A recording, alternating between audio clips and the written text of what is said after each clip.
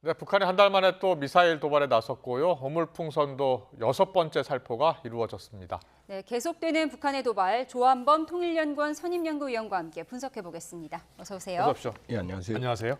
네, 북한이 오전 5시 반쯤에 예. 평양 일대에서 동해로 미사일을 쐈습니다. 일단 실패한 것으로 추정이 되고 있거든요. 그런데 YTN으로 제보가 많이 왔어요. 예. 영상인데요. 잠깐 보여주실래요?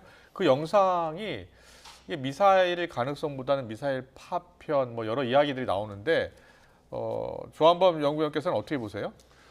일단 합참 발표대로라면 평양 인근에서 원산으로 쐈거든요. 예, 그리고 원산 앞바다에서 폭발을 했으니까 예, 그러니까는 폭발 파편은 아니고요. 그렇군요. 왜냐하면은 지금 서해에서 지금 본 광경으로 추정이 아니, 되거든요. 동해 쪽이라고 하더라고요. 아, 동해 쪽에서요? 그러면은 강원 원산 쪽이면은 동해에서는 볼 수 있어요. 왜냐면은 원산이 그렇게 멀지는 않기 때문에. 아, 그런데 이제 만일 서해 쪽에서 봤다고 그러면은 그거는 평양에서 일대니까 아니, 서울 일대에서도 봤다는 제보가 왔어요.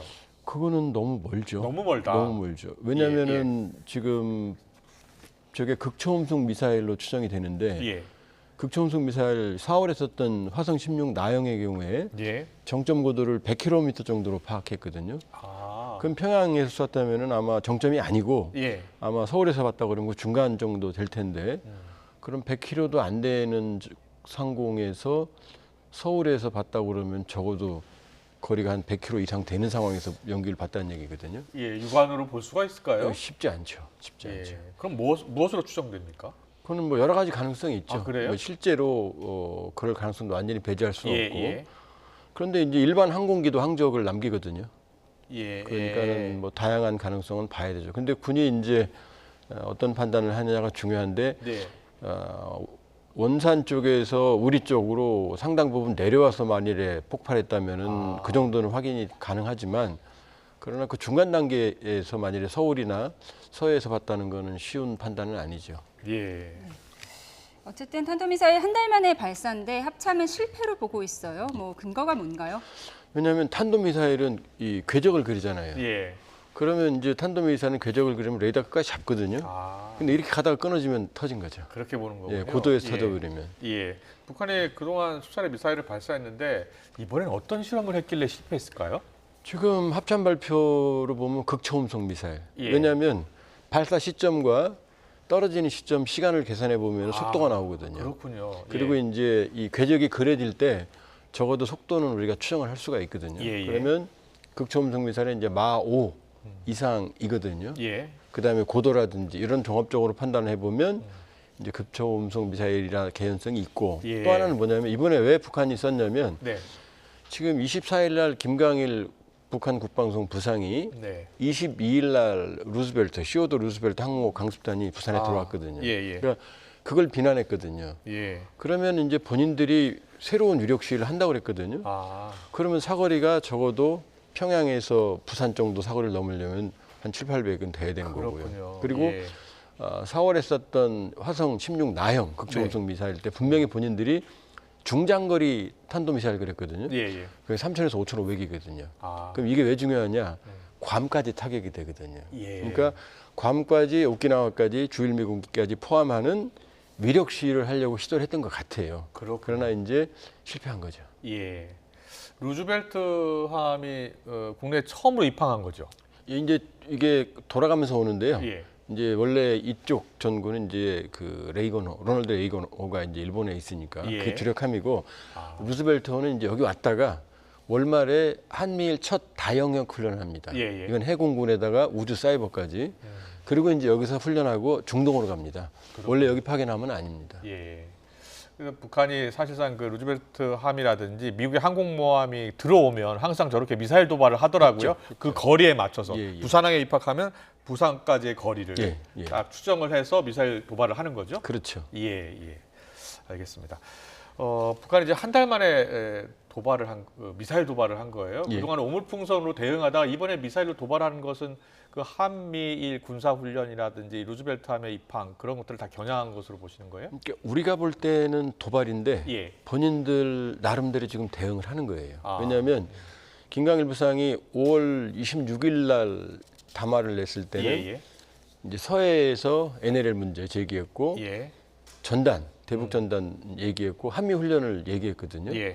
이때 이제 서해는 GPS 결혼을 했고 그렇군요. 그다음에 이제 전단은 오물풍선으로 예. 대응을 했고 예. 그다음에 한미연합 훈련에 대해서는 김정은 위원장이 참여한 18발의 예. 초대형 방사포로 대응을 했거든요. 예. 예. 이번에 24일 날 김광일 부상이 이미 한미 이 연합훈련 네. 그다음에 루즈벨트호의 입항을 비난했어요. 그렇군요. 그러니까 대응을 예고했고 그다음에 예. 오물풍선은 이제 우리 탈북 단체들이 전단을 보냈거든요. 예. 그리고 김여정 부부장이 하지 않아도 될 일 만들어주겠다고 얘기했거든요. 예, 그러니까 그렇네요. 자기들이 먼저 하는 것처럼 보이지만 예. 사실은 자기들 명분은 전단을 보냈으니 대응하는 거고 항모 전단이 왔으니 대응한다 이런 논리인 거죠. 알겠습니다. 얼마 전에 김여정 부부장이 공개적으로 이야기한 내용 중에 일부다라고 예. 보면 되겠네요. 알겠습니다. 북한이 이 극초음속 미사일을 계속 개발하고 있고 또 공개적으로 천명을 했어요. 이미 개발했다. 거기에 핵탄두도 예. 장착할 수 있다라고요. 근데 최근에 푸틴 대통령도 방북을 했잖아요. 그래서 혹시 러시아 쪽 기술을 더 전수받는 것 아니냐 그런 우려도 있거든요. 이제 가능성은 매우 높죠. 예. 그러나 이제 마침 루덴코 외무차관이 예. 이런 말을 했거든요. 아, 제3국을 겨냥한 게 아니다. 그러면서 굉장히 완곡하게 한국이 좀 이해심을 가져달라 이런 표현을 했거든요. 그래요? 그러니까 예. 자기들도 선을 넘지 않을 거다. 아, 이 러시아가 제일 우려하는 게 우크라이나에 대한 한국의 무기 지원이거든요. 예. 그러면 한국의 무기는 북한제 불량품 뭐 쉽게 말하면 정밀도가 떨어지는 무기와는 차원이 다르거든요. 그렇군요. 신속히 정밀 무기를 지원하면 러시아로서는 악몽이거든요. 예. 그러니까 메시지 관리를 하는 거죠. 아. 우리도 선을 넘지 않을 테니까 예. 다만 급하니까 이해해달라. 그 부분은 어떻게 할 수가 있냐면은 지난번에 정찰위성 발사했는데 실패했죠, 네. 북한이. 근데 그 엔진 체계가 원래 적연질산을 사용하는 북한 게 아니고 이번에 사용한 건 케로신, 항공등유하고 액체산소를 사용하는 거였는데 이게 러시아 거거든요. 예. 그러니까 러시아가 기술 지원을 해서 이제 새로운 모델로 이제 시도를 했는데 근데 문제는 실패했거든요. 그렇군요. 그러니까 충분한 정도는 충분한 기술 안 주고 있는 안 거죠. 주고 구형 있는 기술 거예요? 정도는 줄 수 있지만 예. 첨단 기술을 주면 우리가 알거든요. 예. 그러니까 사실 한로는 지금 냉랭한 것 같지만 서로 메시지 관리를 하고 있어요. 알겠습니다. 미사일 도발에 대해서 살펴봤고요. 오물풍선도 지금 6차 살포를 감행을 했고요. 밤마다 이틀째 보내고 있는데 이렇게 밤에 보내는 특별한 이유가 있을까요? 원래 우리도 전단 밤에 보냅니다. 예. 밤에 심리적으로 보내면 이유가 있는 건가요? 충격 효과가 크니까. 그리고 풍선은 특성상 바람이거든요. 예. 바람이 안 불면 안 되거든요. 그렇죠. 근데 주로 이제 밤에 예. 보내기가 용이해요. 네. 그리고 또 하나는 우리 탈북 단체가 10여 개 풍선을 보냈거든요. 예. 근데 김여정이나 북한이 분명히 그랬거든요. 북한 당국자가 수십 배로 대갚아주겠다고. 아. 그러니까 첫날 24일 날 350, 네. 이번에 250개거든요. 네, 네. 그럼 10개 보는 거에 대해서 60배 보복을 한 그러네요. 거거든요. 그렇게 자기 계산이 되네요. 이 말을 이행하는 거죠. 지금. 예, 예, 알겠습니다. 그런데 지금 현재 100개 정도가 경기 북부 서울 지역에 떨어졌어요. 그리고 뭐 국회 앞에 떨어진 것도 있고요. 인천공항에 떨어진 것도 있고요. 그런데 인천공항에 떨어지는 게 걱정이 되더라고요. 항공기 이륙하다가 혹시 빨려 들어가면 사고를 할 수 있잖아요. 우리가 최신의 전투기 F-35를 사왔거든요. 예, 예. 근데 버드 스트라이크라고 그래서 새 한 마리가 1,000억 원이 넘는 비행기를 폐기시켜 버렸습니다. 엔진으로 빨려 들어가요. 예, 엔진으로 빨리 들어가세요. 그러니까 만일에 항공기에 이 오물풍선의 일부라도 빨려 들어가면 대형 참사로 이어질 수 있죠. 그렇군요, 그렇군요. 예, 그래서 운항을 좀 지연하고 3시간 가량 그리고 이따가 나중에 재개한 거군요. 이 모든 상황인데 레이더로 잡히니까 예, 안정화될 때까지 기다렸다가 운항을 재개하는 거죠. 알겠습니다. 그 내용을 보면 처음에는 뭐 쓰레기 분변까지 들어있었다고 하는데 최근에는 뭐 종이 조각이 많이 들어있었다고 해요. 이 부분은 어떻게 해석해야 되나요? 그러니까 북한이 28일, 29일 날 그때 실수를 했죠. 왜냐하면 거기에 정말로 해로운 분변, 그러니까 두엄, 정말로 인간에게 해로운 물질을 보냈기 때문에 그리고 해를 끼치겠다고 공언을 했거든요. 예. 그리고 인문기지 보냈거든요. 이게 정전협정 위반이거든요. 아, 근데 우리는 전단을 보냈거든요. 예, 생필품이나. 예, 그러니까 1, 2차 때 본인들이 실수를 했다는 걸 안 것 같고 네, 유엔사에서도 즉각 정전협정 위반이라고 그랬거든요. 그때 예. 3차, 4차 때는 분별 같은 게 안 들어있었어요. 아, 전단에 유사한 것들. 예, 예, 그리고 김여정이 그렇게 말했거든요. 네, 자기들한테는 자기들을 비판하는 전단이 오지만 네, 예, 자기는 그냥 종이 쪽지를 보냈다. 예. 그러니까 이번에도 아마 전단과 유사한 걸 보냈을 거예요. 아. 그러면 우리 군이 대응하는데 머리가 아프거든요. 예. 이거는 우리 쪽에서 전단을 보냈으니까 저쪽도 전단을 보내면 예. 이 전단에 대해서 심리전 대응하는 명분이 애매하거든요. 네. 그러니까 저쪽도 이제 머리를 쓰는 거죠. 그렇군요. 예. 지금 뭐 화면 보고 계시는데 그 풍선이 이제 그 오물을 이렇게 담아서 매달고 이제 날아오는 거잖아요. 예. 근데 그게 이제 떨어져서 이제 절대 맨손으로 확인하면 안 되고요. 예. 그런데 보니까 YTN에 그 북한에서 떠내려온 쓰레기들을 연구한 이 전문가가 있어서요. 예. 인터뷰를 했는데 잠깐 듣고 오겠습니다.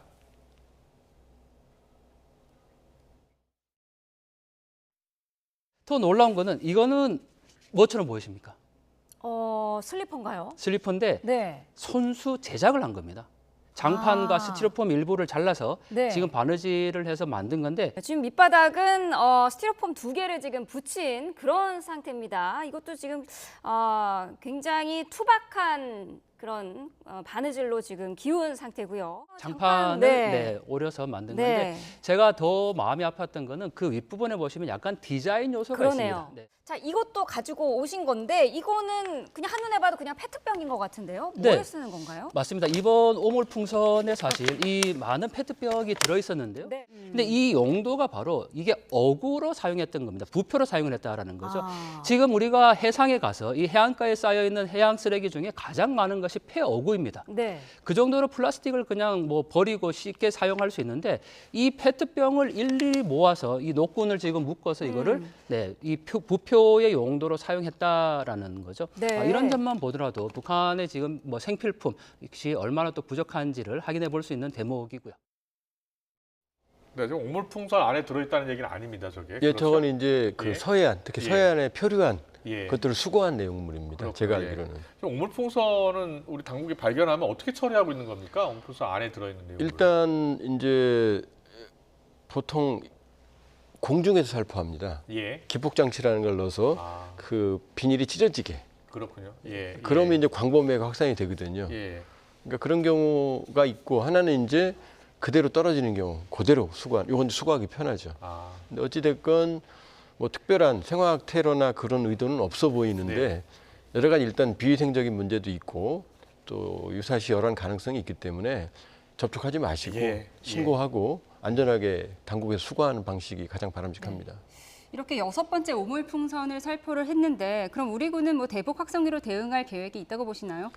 일단 우리가 이제 서해, 연평도, 병영도 이쪽에서 군 훈련을 했습니다. 예. 대응 사격 훈련은 아니고요. 원래 9.19 합의에 6년 만에 따르면은 처음 한다고 예, 하던데요. 9.19 합의에 따르면 이제 완충 수역이나 예. 5km 이내에서는 이제 육상에서는 훈련 안 하는데 예. 첫 이제 사격 훈련을 했습니다. 예. K9 스파이크 미사일, 그다음에 천무 이런 것들을 이용을 했고요. 예. 290여 발을 사격을 했거든요. 예. 근데 이거는 지난번 GPS 공격도 있었고 아마 이 정례화의 한 일환이고 또 이제 유엔 사령부, 유엔사 요원 인원들도 참관하에 합법적으로 했습니다. 네.